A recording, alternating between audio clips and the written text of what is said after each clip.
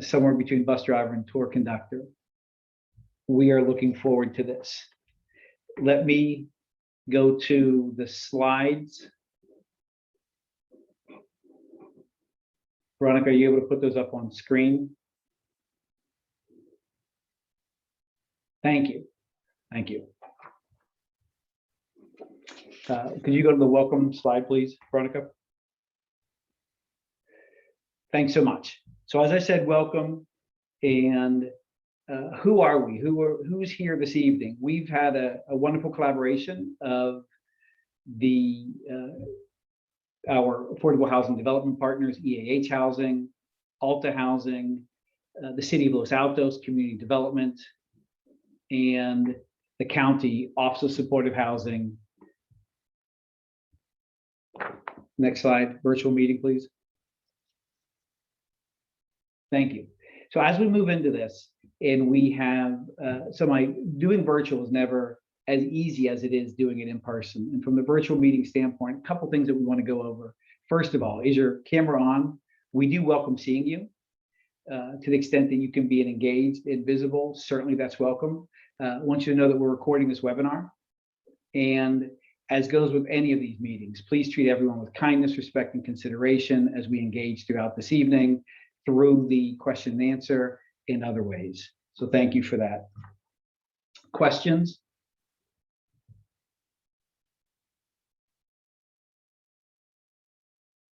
Questions are really important to tonight's event. Questions about things that you hear along the way, questions that you have, please put them in on a rolling basis within the Q&A, the panel Q&A. There's a functionality that is at the bottom of your screen. You'll see it as an attendee. It's the Q&A button.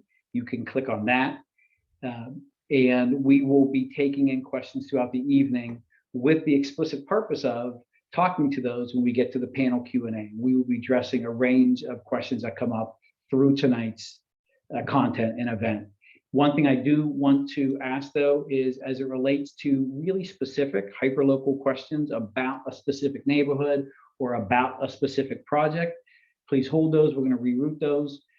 Tonight's intent and objective is to talk writ large about larger affordable housing issues and looking at projects themselves across the North County. So we appreciate your participation in that. Going to the agenda. Thank you. So we're on a bus, and where are we going this evening? I mean, the objective this evening is to talk about and look for information about what does affordable housing look like in North County? Who builds it? Who manages it? Who lives there? In a normal non-pandemic world, we would all literally be jumping on buses and looking firsthand at these developments. Instead, what we've done tonight is to develop a program for you to follow along on a virtual tour. The first thing we're going to do is explain to you how you can take virtual tours by yourself in your own home through some methods. And also, we're going to take you through a journey this evening as two of our affordable housing developer partners, Alta Housing, EAH Housing, give pre-recorded virtual tours of their developments and the things that they see and how they approach their work. Then after that, we're going to go to that panel Q&A that I spoke about. Please, as I said, submit your questions as we go along, and then we'll move on to closing remarks. We do look forward to a conversational, robust interaction with the attendees this evening. So with that, I will turn it over to Consuelo Hernandez, County of Santa Clara, Office of Supportive Housing Director. Good evening, Consuelo. Thank you, Andrew. Good evening, everybody. I hope you can hear me clearly. Consuelo Hernandez, Director for the Office of Supportive Housing. Thank you for joining us tonight. Veronica, can you put up the first slide for the affordable housing tour? Thank you so much. And thank you, Andrew, for that wonderful introduction. For those of you that aren't familiar with our office, we have the privilege and honor of managing the 2016 Measure A Affordable Housing Bond. The voters of our county in 2016 expressed their dedication to solving our local homelessness and housing issue through this bond. And our office over the last 4 years has put together an implementation plan. We have funded over $530 million for 32 projects across 7 cities.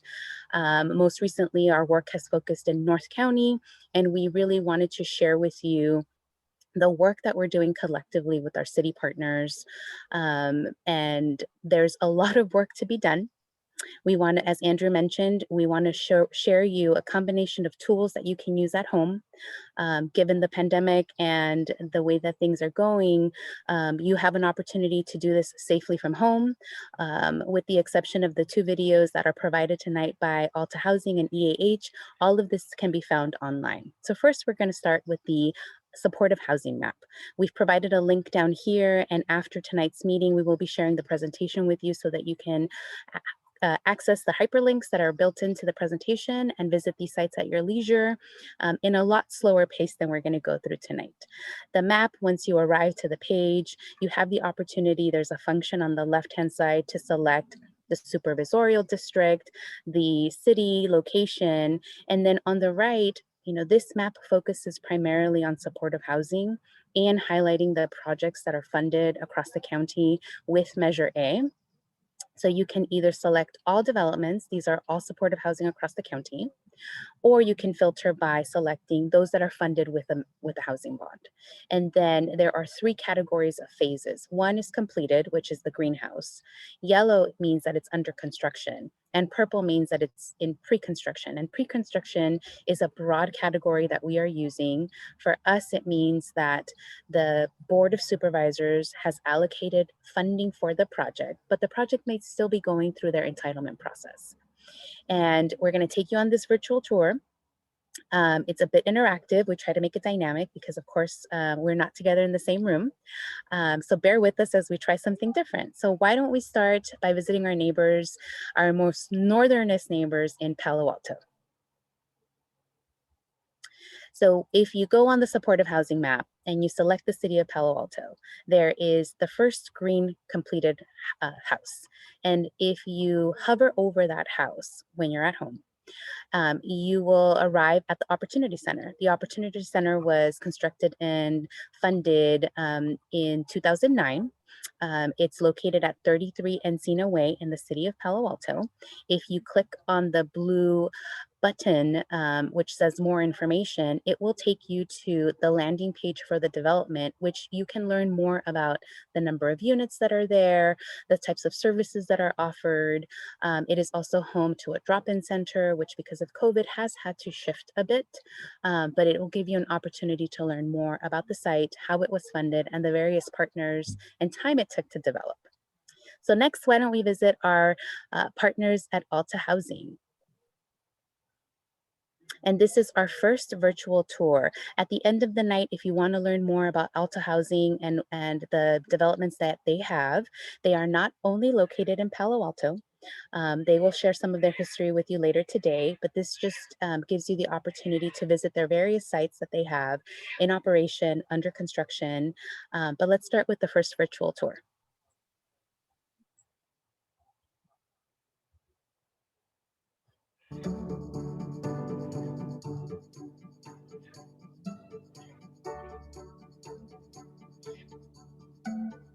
Hi, I'm Randy Suda, the president and CEO of Alta Housing. We're a community-based nonprofit that's been in existence for 50 years. And for each one of those 50 years, we have been building, maintaining, and providing essential services, creating an entire community where all of our residents can thrive. We're standing here at Colorado Park Apartments, and this is actually the very first apartment complex that Alta Housing built back in 1972. And this project is an example of Alta Housing's commitment, not only to build these complexes, but to maintain and renovate them so they provide a high quality, affordable place for all of our residents to live for many, many years in the future. These are 60 units of 1, 2, 3, and 4 bedroom units that provide affordable housing for those making between $50,000 and $85,000 a year. Building infill development on the Mid-Peninsula can be very challenging. We have some of the highest land and construction costs in the country. It can be difficult to find contractors. Sometimes we'll have environmental issues since this isn't the first use for any of our sites. And we're very close to our neighbors. As we balance providing affordable housing for as many people as possible at the lowest cost and also fitting into our neighborhoods, it's a balancing act and an ongoing process between city officials, between neighbors, between affordable housing advocates, and we try to keep all those perspectives in mind as we design development. Often we'll take community members, council members, neighbors to our other properties. Since all of our properties are on the Mid-Peninsula, we can show them what our affordable housing properties really look like. When people are there, they're often really surprised at the quality of design, the materials, and just how happy our people are that are living there and how happy the neighbors are. Very often people will say, I've seen this building so many times, I had no idea it was affordable housing. I'm standing here today at Oak Court Apartments, which is in downtown Palo Alto, and it's 52 units of affordable housing for families. We've got 1, 2, and 3 bedroom units, an on-site playground and laundry room, underground parking, as well as a community room where we have a computer center and during non-COVID times, after-school programs and various family programs of all types. Our residents here at Oak Court and all of our properties are a wonderful, diverse mix that reflects the diversity of the Bay Area and our local area. People from all different backgrounds and experiences, and also working in a lot of essential positions. And we've noticed that particularly in the last year, recognizing that so many of our residents are serving our community and helping us all through the pandemic. At Alta Housing, it's really important to us that our properties are always maintained very well. And so our property management, resident services, and maintenance teams work very hard to keep the properties upgraded, clean and tidy. And we, often are doing various rehab projects to keep the properties in really good condition. I am working in Viat Palo Alto. I am cook one. So my job is close to my home. I enjoy Palo Alto and I enjoy the Oak Court Apartments and my community because when I was working in NB and I was living in San Jose, that was terrible life for me. Too much stress because I have to drive almost an hour when I come back to my job. In the morning, I get up too early to stay there, to get on time because too much traffic at that time. And then I was worried for my son, for my family, because I was really far from there and something happens, some emergency from the school or for my father. I have to leave my job and run out. Oh my God, that was terrible. Almost get sick maybe by the stress in my life. Now, I don't feel nothing. I help the older people to do the meals. That's what was great. That's feeling my heart because I can help everybody. Hi, my name is Lindsay and I live at California Park Apartments. I've lived there for 7 or 8 years now, and living there has been great. Being able to live and work really close has been just amazing. I work at Palo Alto Medical Foundation in Palo Alto, and I'm a medical assistant there in the OBGYN department. I've also have a strong role as a clinical coordinator there. So helping pregnant women in my community is my passion, has been for over 11 years, and I just love it. I love living, working close to home. It's just been great. In this video, you've heard us mention a very important word, community. We are a community-based nonprofit working right here in the heart of Silicon Valley. But it's also important to remember that we are providing essential housing, affordable housing for members of your community. Our residents are folks that work in your neighborhoods, work in your communities, These are folks that you see every day, whether it's at your doctor's office, whether it's at the grocery store, whether it's in your children's school. These are members of each one of our communities, and they are critical to helping us build the neighborhoods we all want to live in.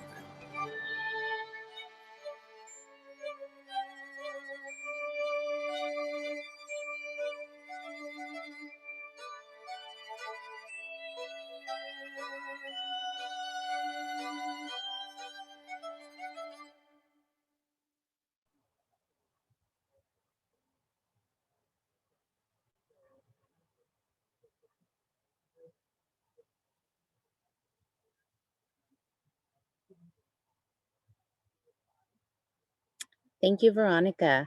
And we did want to just have a quick pause to recognize all of the elected officials that we see on our list from the city of Los Altos.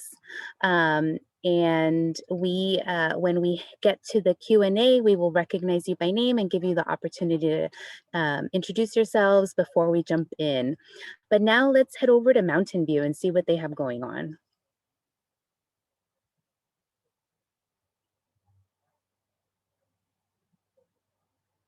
So if you go back to the map and you filter by the city of Mountain View, you will find a number of properties, 2 of which are not funded with Measure A, one which is preliminarily they are in their pre-construction phase, La Avenida Apartments.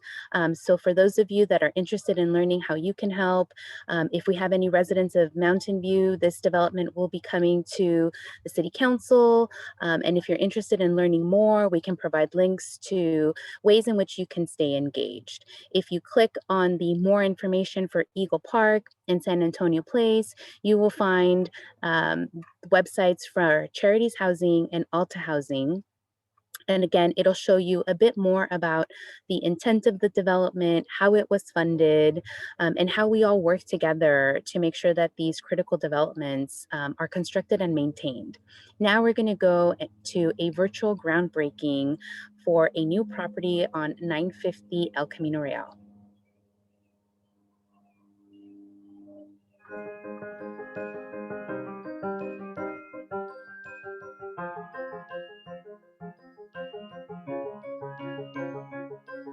Hi, I'm Randy Suda, and I'm the president and CEO of Alta Housing. Alta Housing is a community-based nonprofit housing developer that's been in existence for 50 years.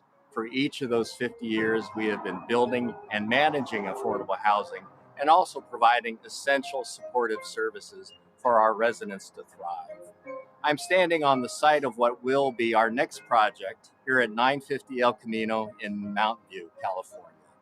We are so thrilled to be building this project in partnership with the City of Mountain View and the community. Hello, everyone. I'm Margaret Abe-Koga, Mayor for the City of Mountain View. This has been a much anticipated project that will bring 71 new affordable housing units for folks in the 50 to 70% AMI range, and 15 of the units will be for the developmentally disabled adults. It's in the perfect location near our downtown, where we have transit, shopping, cultural activities, and our library. I'm delighted that our city staff has been working closely with the Alta Housing staff to get the construction and demolition permits even during these COVID times.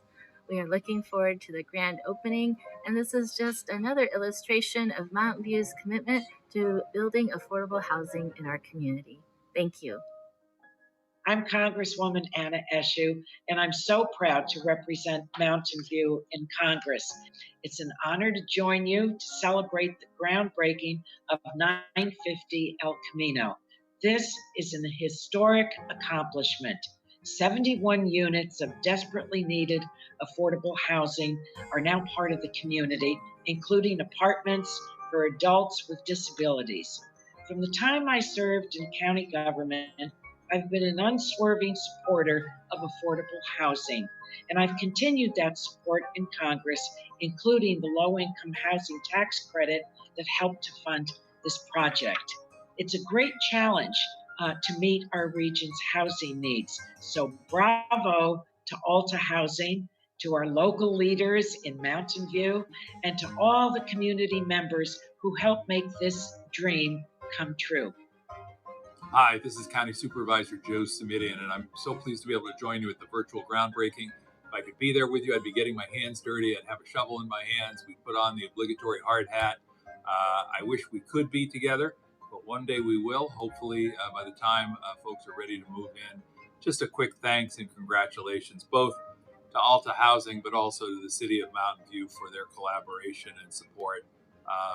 Anytime we can step up and create 71 new units of affordable housing with set-asides, particularly for people with developmental disabilities, that's a very big deal, and it is something to take a moment to celebrate. So thank you for all the hard work that went into it. Thank you for the good work you're doing, and let's all hurry right along to that day when we can celebrate with a ribbon cutting and welcoming people to their new homes. Be well. I'm Fred Pollock. I'm with Van Meter Williams Pollock. We're the architects of 950 El Camino Real. The design inspiration for 950 El Camino Real came from a number of different sources. One is its location. It's close to the main intersection of El Camino Real and Castro Street, which leads to downtown Mountain View. During the 50s, there were a bunch of car dealerships, these kind of interesting, modern structures, including Quonset shapes, tower shapes, kind of zoomy gas stations and zoomy car dealerships. Alta Housing, from the start, was interested in doing something special as far as a community arts project. And the team had worked on a variety of different concepts. What was important was a connection between the residents, to the public, and to the passersby.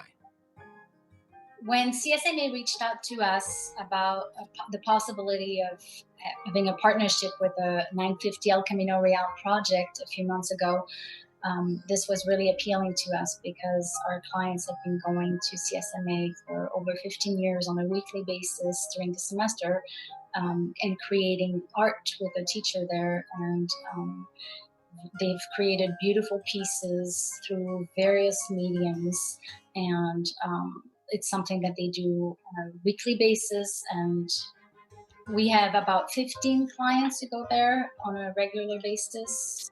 They rotate through the class, and we, I think, in the end ended up selecting about 60 pieces, some from CSMA and some from the Morgan Center. The thing I'm most excited about for this project is the design we've created that really fosters a sense of community with the residents, where you actually get to know your neighbor. The design we've had where the lobby flows up the stairs to the various lounges to the roof deck above, we really want to create something that fosters a sense of community where they each get to know each other as a neighbor and not just as the person who lives next door. So thanks for joining us today here at our virtual groundbreaking. We hope to see you in 2022 when we can meet here in person and celebrate the grand opening of 950 El Camino. Thank you.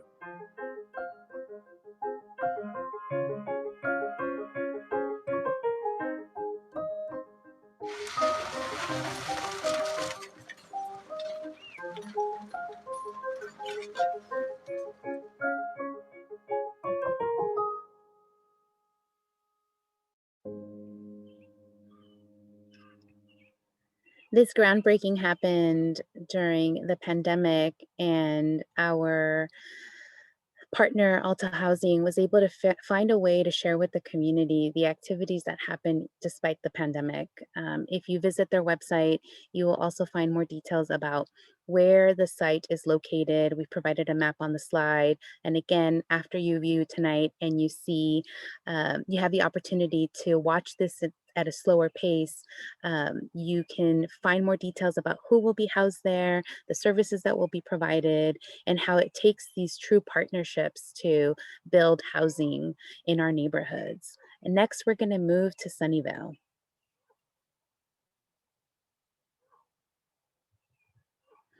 And in Sunnyvale, we're highlighting 3 properties. Again, these are all from the supportive housing map that the link should be going out to you soon. Otherwise, you will get it after the presentation. And we tried to highlight these developments, and there's a bit of a story for some of them.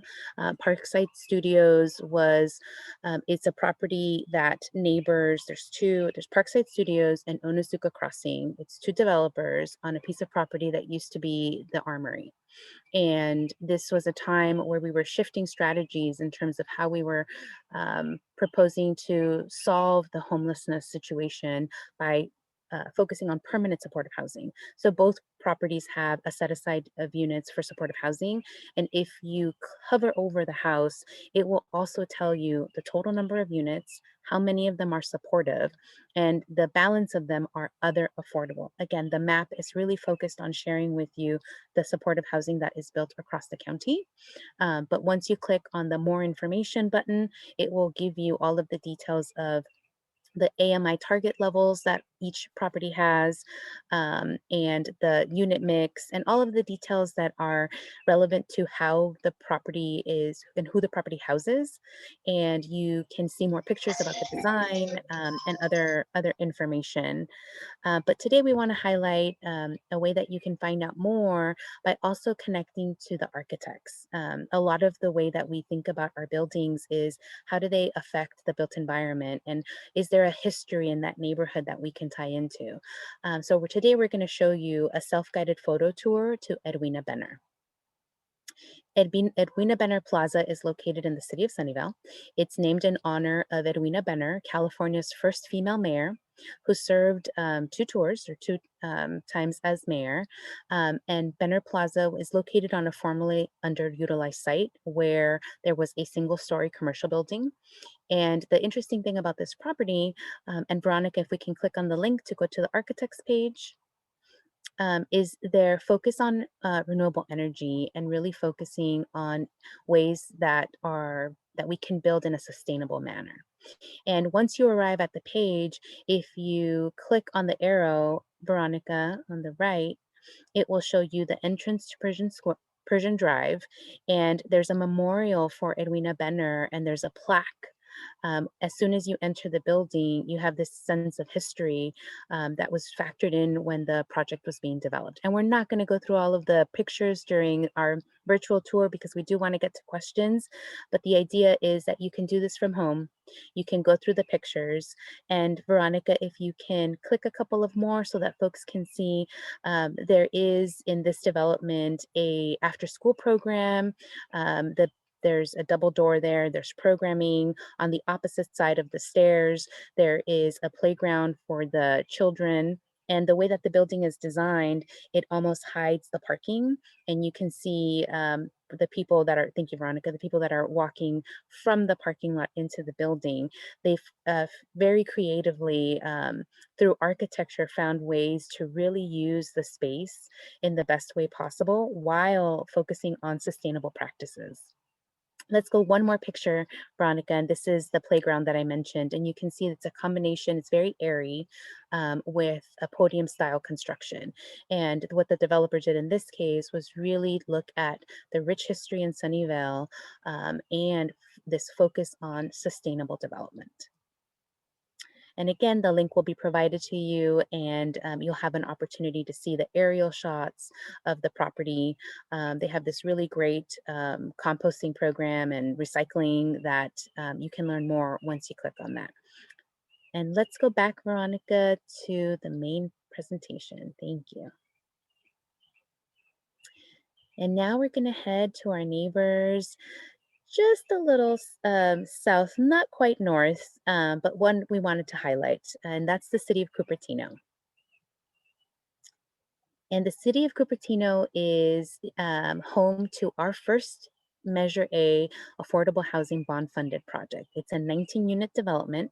6 of the units are set aside as supportive housing. And today we want to show you a testimonial from one of the residents.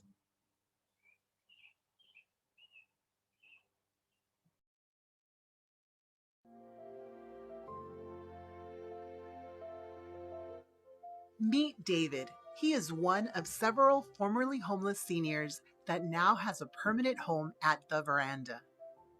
The Veranda is one of many affordable housing communities operated by Catholic Charities and Charities Housing. Once I ended up there homeless, it becomes easier and easier to stay there.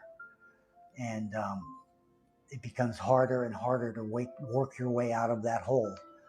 Living here at the Veranda has been difficult at times and great at other times. Great because I am now not in a shelter. I'm not in the bushes somewhere. Um, I'm not living alongside the freeway. To not have a safe place to live or against the weather was probably the most difficult part of being homeless. But I don't have to worry about all of that and being hungry. I put on 20 pounds now. And at the shelter, I couldn't gain a pound. I was going backwards and I'm eating everything I can get my paws on. Now I feel like a regular human. I don't feel substandard. I just know that I can now afford to live here and I have the freedom to be able to live here and to pay my rent. It makes me happy every month. I am just so grateful that I have this place and that I have my own key to my own front door. David is one of more than 40,000 people that your donation has helped to change lives for good. Please donate today to help disrupt poverty.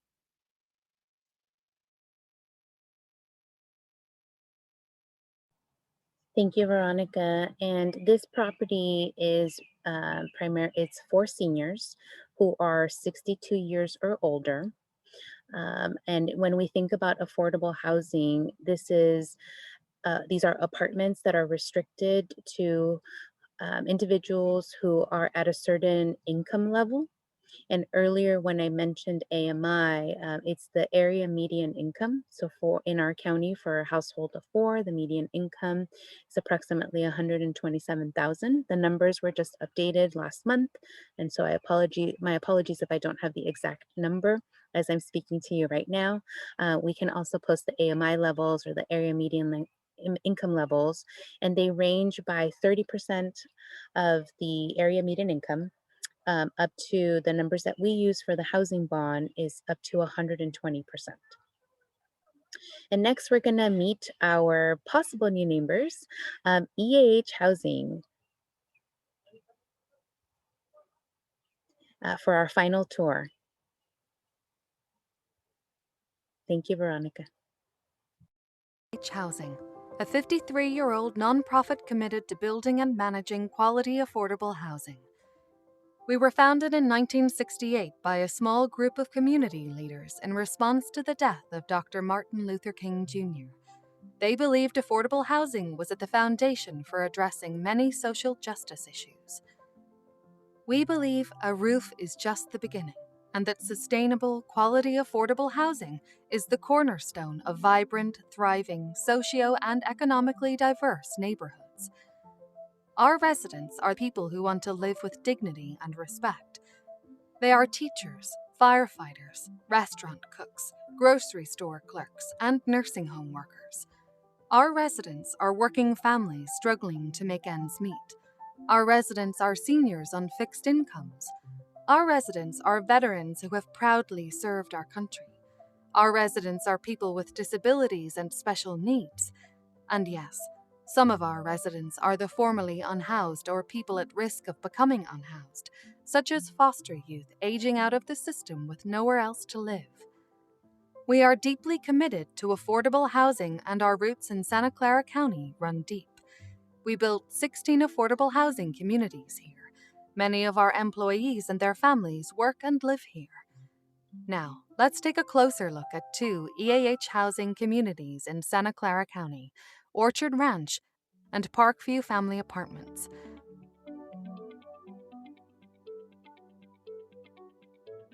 Hi, my name is Welton Jordan, Chief Real Estate Development Officer for EAH Housing. The City of Morgan Hill approached us with an idea. They wanted to use 3 small scattered infill lots to build affordable housing.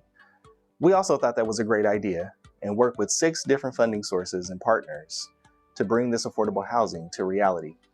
Orchard Ranch was designed for today, but built for tomorrow.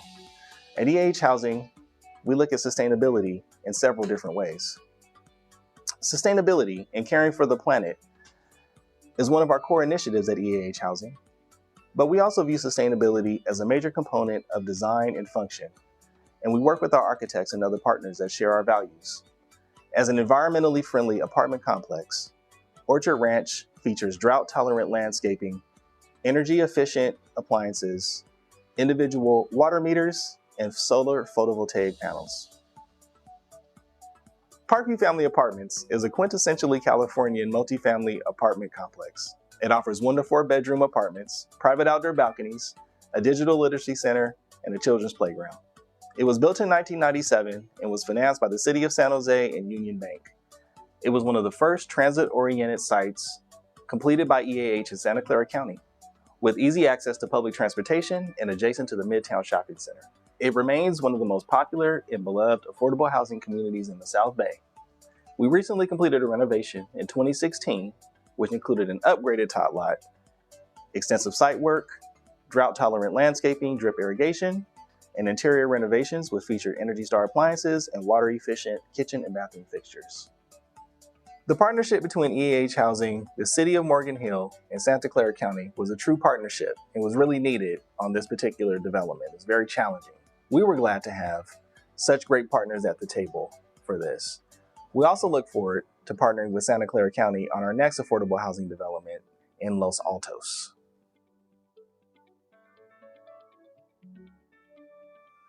Developing and managing affordable housing is a partnership. It is a pact between the neighborhood, local businesses, funders, and city and county officials. EAH Housing works very hard to build trust with the community from the very beginning of the development process.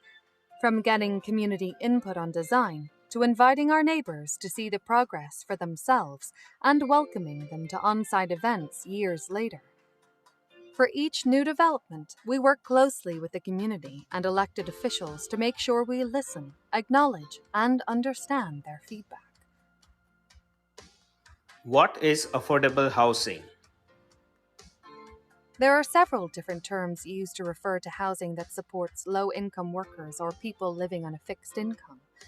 A few of the most commonly used terms are low-income, affordable, workforce, and subsidized housing. Nonprofit organizations like EAH Housing develop and manage multifamily apartments to serve low-income people, working families, seniors, veterans, and people with disabilities. Is there a noticeable difference between market rate and affordable housing? We don't think so. EAH Housing is committed to quality construction and design. Each new apartment community is designed to blend into the surrounding area. The architecture, size, materials, and design elements in each of our communities are carefully chosen to ensure each development reflects the personality of the neighborhood. In addition to being an award-winning affordable housing developer, we also have been recognized for excellence in property management. EAH Housing offers everything you might expect from a property management company, but so much more. We make sure each apartment is in tip-top shape from everyday maintenance to long-term renovation strategies. Our goal is to ensure that every property we own and manage will serve generations to come at the highest level. EAH Housing is dedicated to enhancing the quality of life of all our residents. Our resident services team helps connect residents with health and wellness activities, digital literacy and after-school programs, financial assistance, and other services. We also work with service partners to engage residents in on-site services and offer referrals to outside resources to increase their chances of success. For example, at Orchard Ranch, EAH Housing partners with Santa Clara County's Office of Supportive Housing to help residents improve their health, well-being, and self-sufficiency. Orchard Ranch and Parkview Family Apartments each have a full-time on-site staff, including a property manager, maintenance person, and Resident Services Coordinator. Now, I would like to introduce you to Genevieve, a single mother living with her family at Orchard Ranch. Hi, my name is Genevieve De La Rosa. I'm currently a resident at Orchard Ranch Apartments in Morgan Hill, California.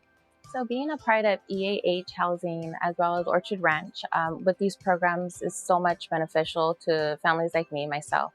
I'm able to get a career as well as be there for my family, provide for them financially, as well as be there for them physically.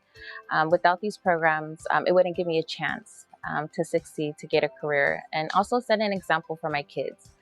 Just because people are struggling and can't afford things, this gives us a little bit of a hand to kind of say that there is help out there. You could succeed and you can be a role model for your kids as well. Just within these 2 years, I'm able to provide for the kids as well as be there for them physically. Before, my mindset was just work, work, work, having to decide on paying for food or paying the rent. I did live with other people, so this is my first place with me and my kids by herself. So just to think about how much has changed over the past 2 years because of this program, I'm so thankful for that. Who qualifies for affordable housing? To qualify for affordable housing, potential residents need to meet certain household income requirements. Income ranges known as Area Median Income, AMI, are set by the U.S. Department of Housing and Urban Development. Therefore, income requirements vary by county. Many affordable housing apartments accept households with incomes between 30 and 60% of AMI. You may want to go online to check the AMI in your county. How does affordable housing benefit my community? Affordable housing allows low-income local workers, teachers, firefighters, paramedics, grocery store workers, and other service professionals to live near where they work. It also helps many seniors living on a fixed income to stay in their communities. Thank you for your time today and sharing our vision. We hope this video answered some questions you may have had about affordable housing and how it helps create thriving socio- and economically diverse communities. Please look for upcoming information on our newest development in Los Altos. To learn more about EAH Housing, please visit us at www.eahhousing.org or email us at communications@eahhousing.org. And that concludes our virtual tour. We hope you've enjoyed that and that you spend some time after, just a little bit of homework for you, to learn more about each of these developments. Log on to Alta Housing's website and EAH's website to learn more about affordable housing, what that looks like in North County. And we'll be back with another round of a tour, hopefully at a time where we can jump on a bus together and get to know each other a little bit more. And with that, I will hand it back to you, Andrew. Thank you so much, Consuelo. Veronica, would you bring up the panelist, the panel Q&A slide? Thank you. At this juncture, now that we've covered, we've seen and had an opportunity to get a look at these developments, now's the time for us to dig in a little bit on a one-on-one basis with some of the individuals that are making this happen. I'm going to introduce the 4 panelists we have this evening for our panel Q&A discussion. First is Welton Jordan, Chief Real Estate Development Officer at EAH Housing. Second is Randy Tsuda, the President and CEO of Alta Housing. And we have from the City of Los Altos, John Biggs, the Community Development Director there. And then Consuelo Hernandez, our director at the County of Santa Clara Office of Supportive Housing. Veronica, if you wouldn't mind pinning the 4 panelists so we can see them on screen.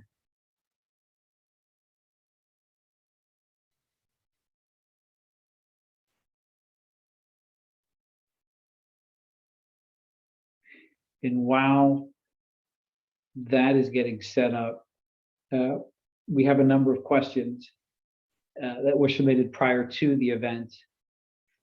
Thank you. And the first question I'm going to address to Randy. Oh, I'm sorry. Before we start this, Consuelo, you had noted that there were some good folks from the city that we wanted to introduce. So why don't we do that before we jump into the Q&A?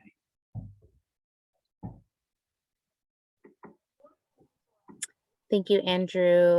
Veronica, if we can either, or perhaps John, maybe I can ask for your help in recognizing your council members that are joining us. Sure, thank you, Consuelo. We do have all 5 of our council members joining us this evening. We have Mayor Nisa Flagler, we have Vice Mayor Anita Anander, we have Councilmember Lynette Lee Ng, Councilmember Sally Meadows, and Councilmember Jonathan Weinberg, along with our interim city manager, Brad Kilger, who's joining us this evening. Thank you. Consuelo, any other individuals we wanted to make sure we made note of? I don't see any others that I recognize, Andrew, but if we do, we can always pepper their names in, or maybe they can put their information in the Q&A and we can recognize them. Fantastic. And that, having done that and really understanding the importance of buy-in across our representatives, across the public sector, across the private sector, I'm going to direct this first question to you, John. And can you talk a little bit about the importance of public-private in getting affordable housing built? And from your perspective, what does that mean? And how do you see effective ways to working with the private sector in bringing this to a community?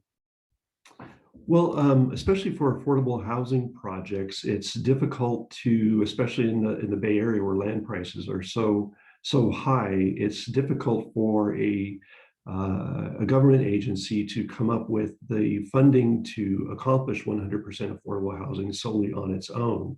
So it seeks to develop partnerships with other government agencies, like we've done with the County of Santa Clara in this instance. And then we like to bring in the expertise that affordable housing developers bring to the table, and the expertise that they carry for developing the project, the efforts that they make at providing community outreach to get input from members of the community before they actually submit the final application. They carry a lot of skill and knowledge with them when they come to the table and partner with the city, and those are all beneficial and really leverage I guess our city council's vision for bringing affordable housing project to realization here in Los Altos. So it's an opportunity to really take a vision and an idea, and the partnership really helps all of us to achieve the affordable housing that folks want to see accomplished here in Los Altos. Thank you. And clearly there are challenges along the way. I will address this to Randy. Randy, there's a question in the Q&A which asks, what is the most daunting obstacle? Is it financing? Is it location? Is it something else? When you are embarking on soup to nuts, trying to get a development built, how do you address these, and what do you consider to be the daunting obstacles? Well, I think the most daunting aspect, it really depends on the site, depends on the individual project. Some of those things that were mentioned in that question are very much true. It's always a struggle to get land, right? Especially here in the heart of Silicon Valley. Land, as John mentioned, land is incredibly expensive. Sometimes we are competing with other developers and other potential uses of the land. And the putting together that package of financing to do any affordable housing project is always a challenge. And it's really thanks to, and the need for multiple partners like cities and the county and multiple state sources, not to mention the low-income housing tax credit program. All of those are absolutely necessary to get any affordable housing project built here in the Bay Area, and specifically in in Santa Clara County.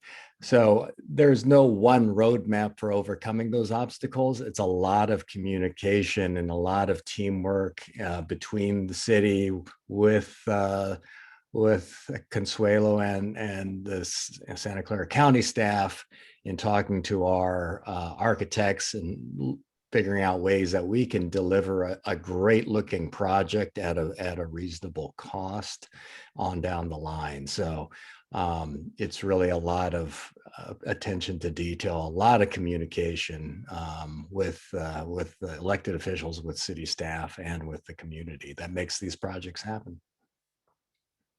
Thank you. Welton, I'm going to cue off of that. And Randy had talked about a great looking project. We spent some time on the virtual tour looking at different types of properties. And clearly EAH has been in the development business in Santa Clara County. What, in your mind, makes for a great looking project? And what does that mean to you?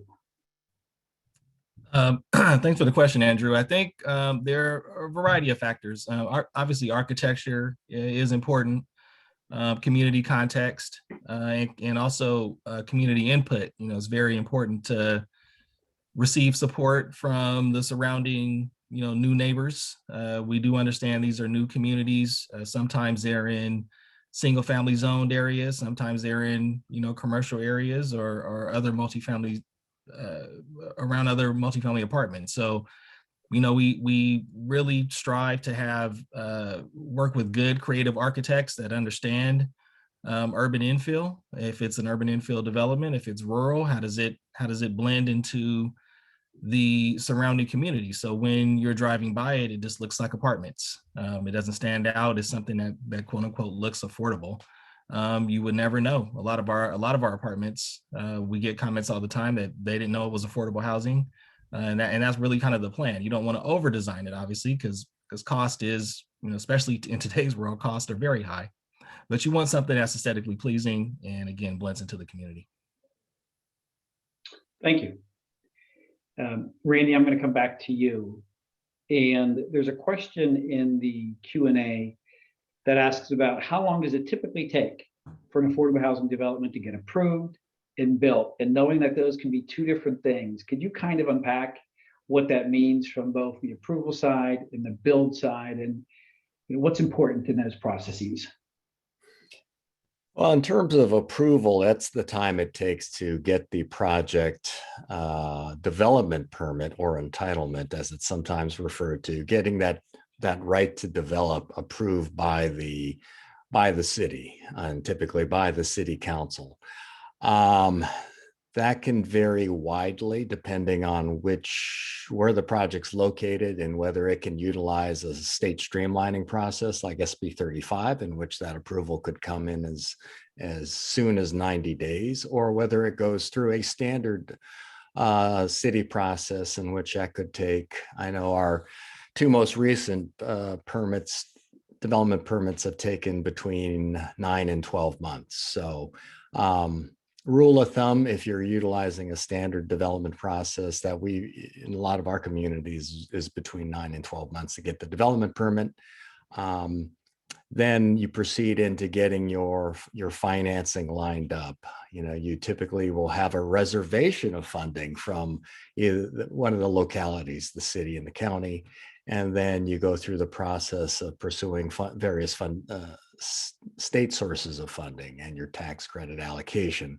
That can vary widely. If you can get everything put together in the first round, then you can get your financing together immediately in that year after you've gotten your entitlement.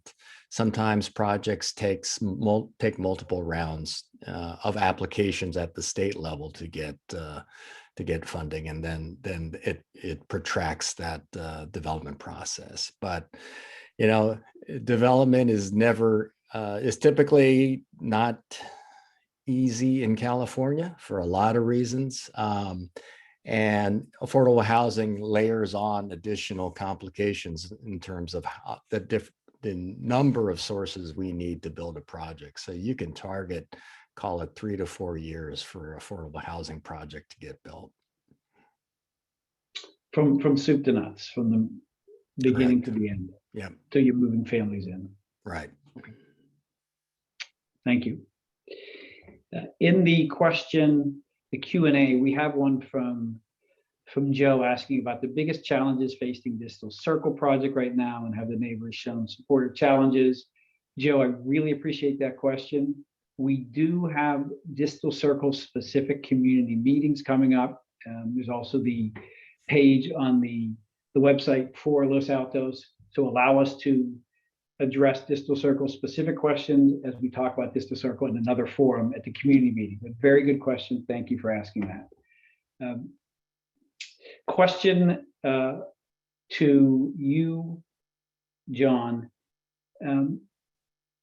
As it relates to why affordable housing, why build affordable housing, from your perspective, like how does a city benefit from having affordable housing built?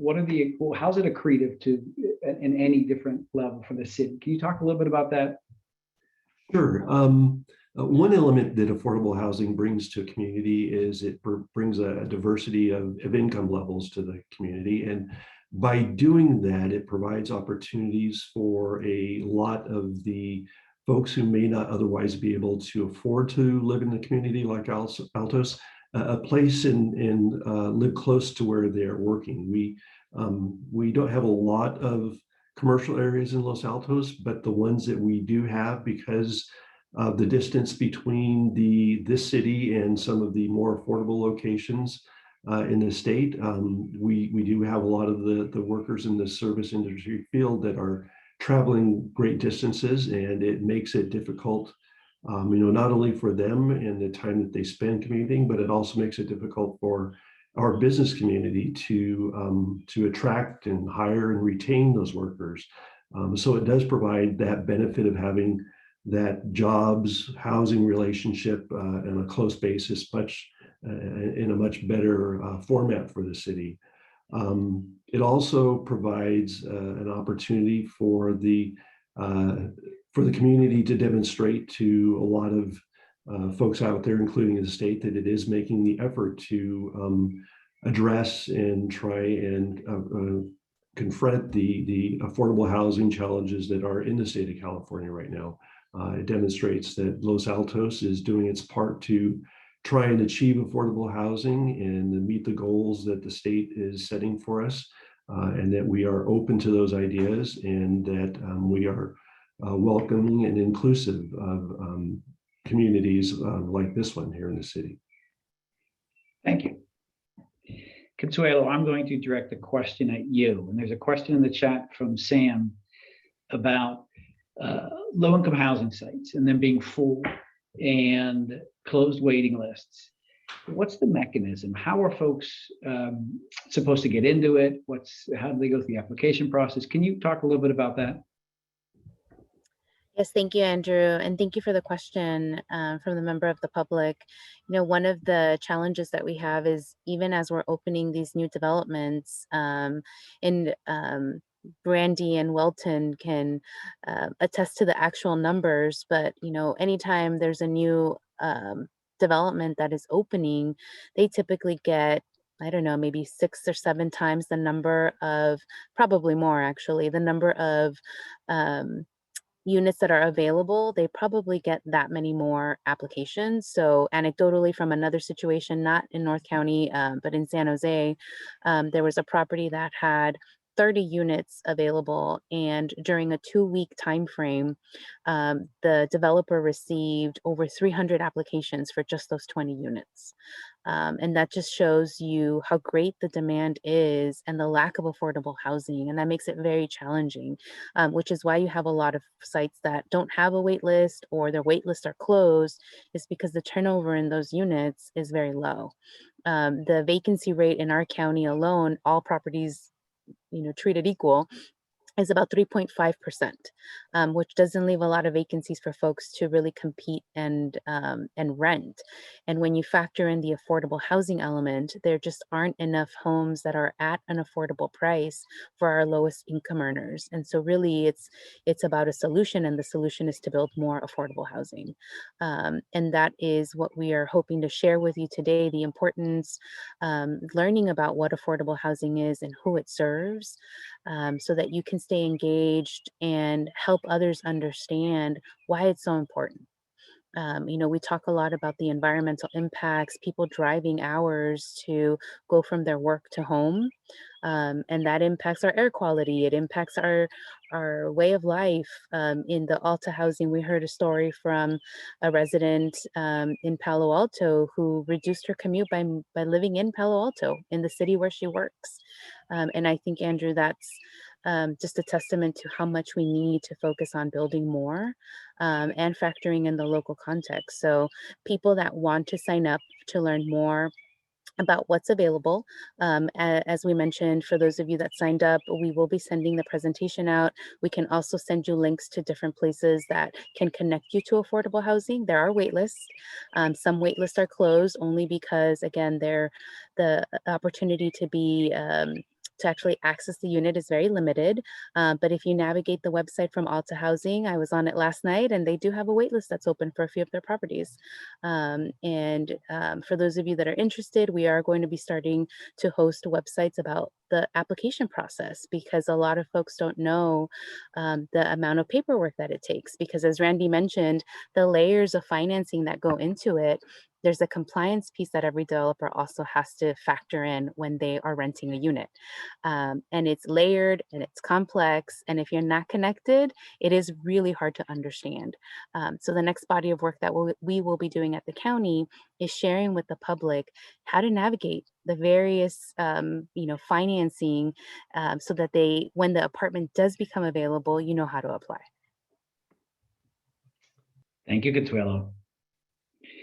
Question for you, Welton, and I'm going to ask you a question as it relates to community engagement. There's a question that's been asked about how do you handle NIMBY opposition to affordable housing projects? And I'm going to ask that in the context of not only handling opposition, but what do you do when you go into a community to understand the context of the community, what might work there, how you want to engage in terms of what is the right fit for the right site at the right time? How do you do that? And what are your ways of making sure that you cover those bases, as well as handling opposition? Okay.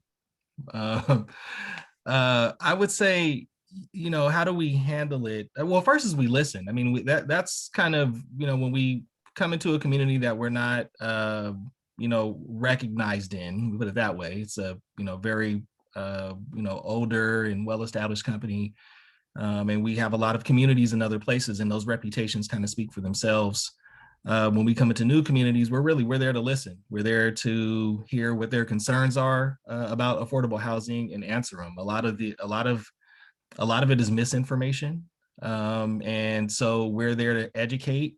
Again, listen. That's kind of just the first thing we're there to do. We then take that input and try to work with people in the community that do support it, and through various meetings and partnerships and discussions, hopefully create something that the community can be proud of and support.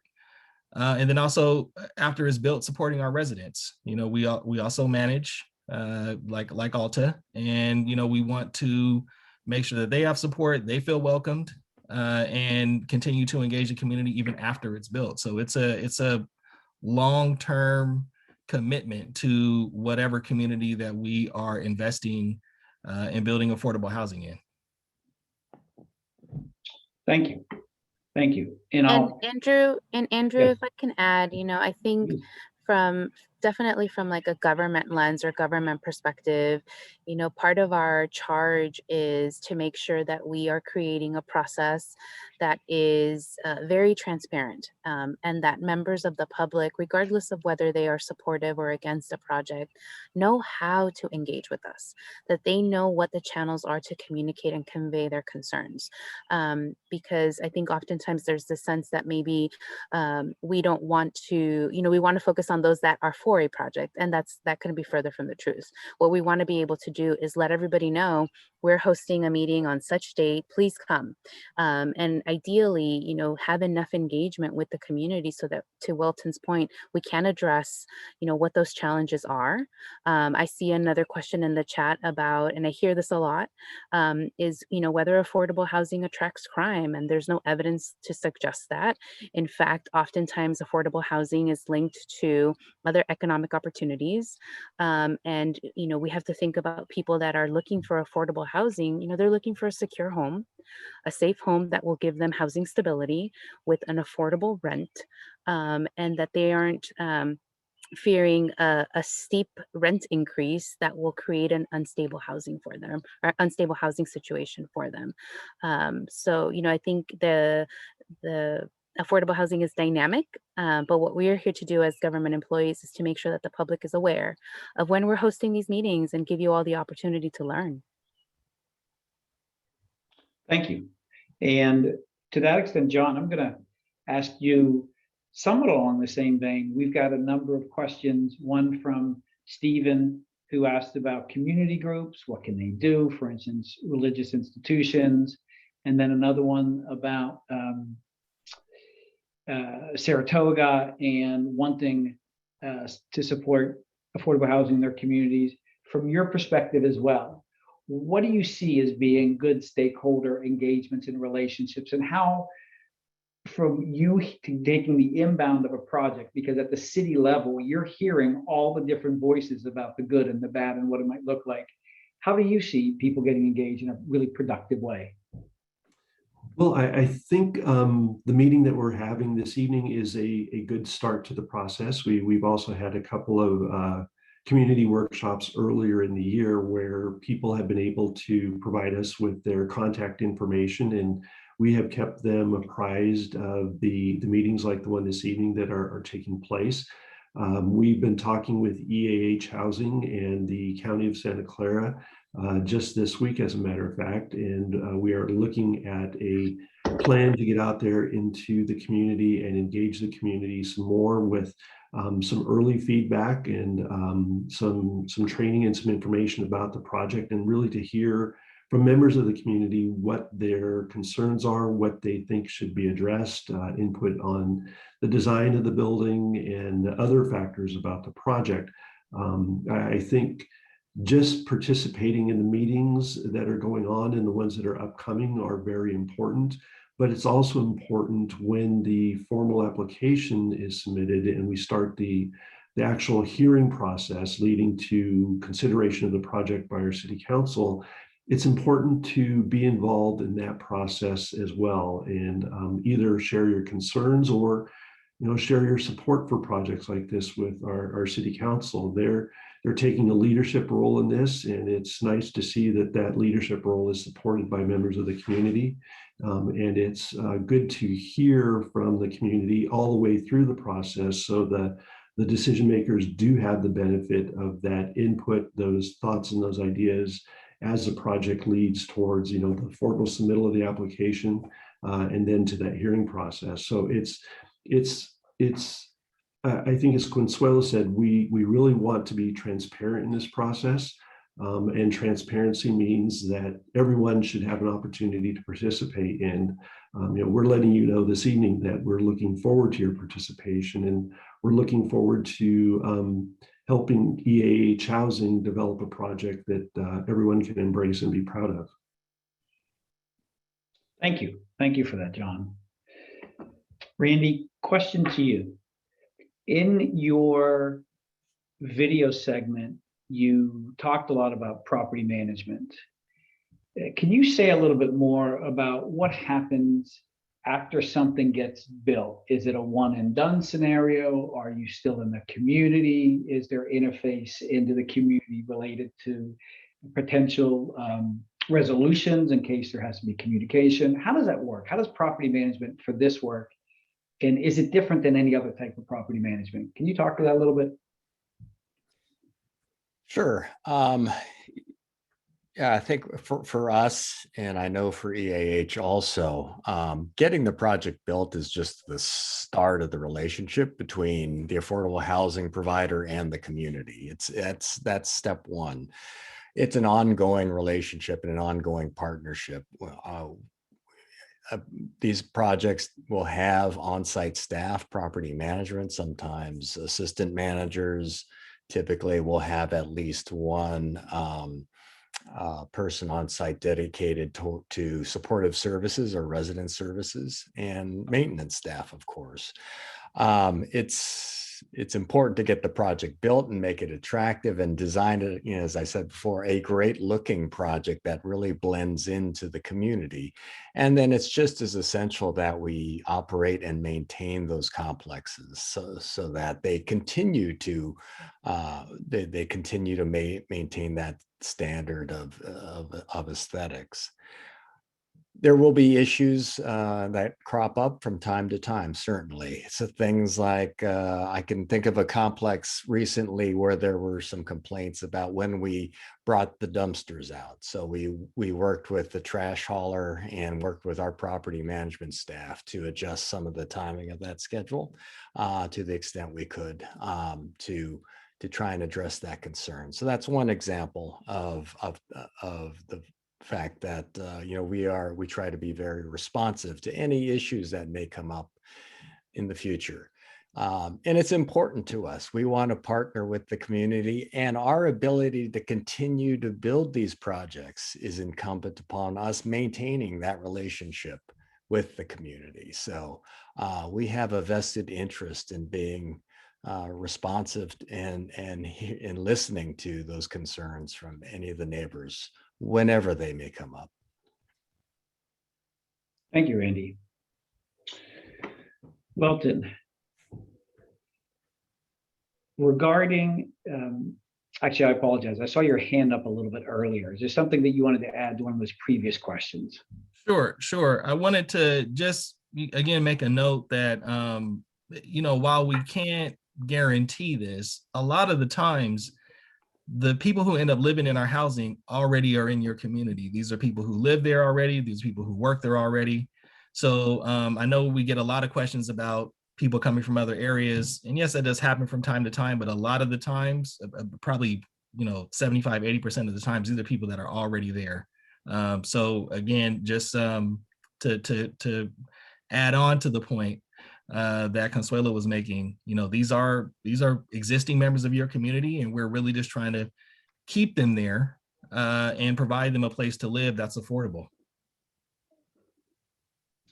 And I'll follow that up, Welton, with, we've talked a little bit about who qualifies. We talked about AMIs, and Consuelo talked a little bit about what that meant. Qualification is one thing, selection is another. Can you say a little bit more about the selection process for folks getting into a particular location?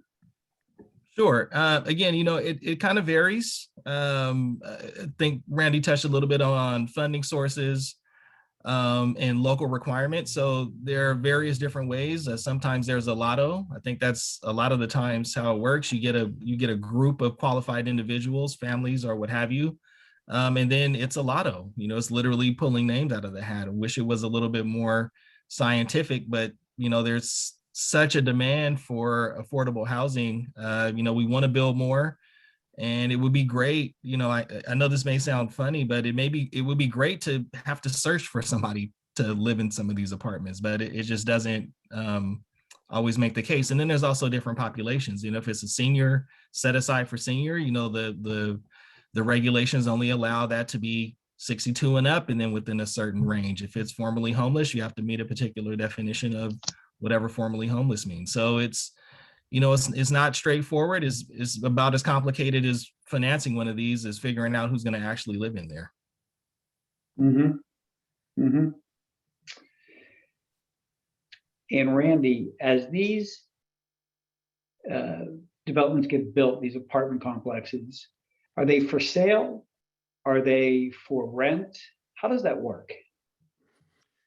Well, the projects and complexes that we build are for rent. We build them, own them, and maintain them. We have not built any for sale units. That's not something we have done to date. I don't know, Welton, if EAH has done that in your past either, but our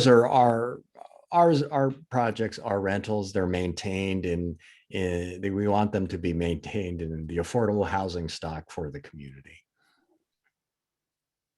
Thank you. I see we're coming up on 6:20, so I want to check in. I know, Consuelo, you're going to close us out. Before we do that, John, related to any of these questions that we've had, anything you'd like to add to the panel Q&A that we might not have gotten to? No, you covered a lot of the really good questions that we've been addressing and trying to address and will continue addressing related to the project. I would just like to encourage everyone to stay involved. Keep an eye out for notification of upcoming meetings and opportunities to participate in the process. And we do look forward to hearing from everyone as this project goes through the entitlement phase. And we want to see you and see you participating. So thank you very much for attending this evening. Thank you. Randy, closing out the Q&A, anything that you would like to add that is additional to what we covered today? I'd just like to encourage those who are interested in supporting the cause and the mission of affordable housing to get involved in whichever community you are a resident of. There are groups that support and advocate for affordable housing, and I know that any of us on this panel can help get you involved with some of those groups. I think everyone knows it's a challenge. It's one of the challenges and the issues of our time here in the Bay Area. And it is great to see the type of interest we've had in this session, and so many people willing to dedicate an hour and a half on a Thursday evening to learn more about affordable housing in North County. So thank you. Dinner time, no less.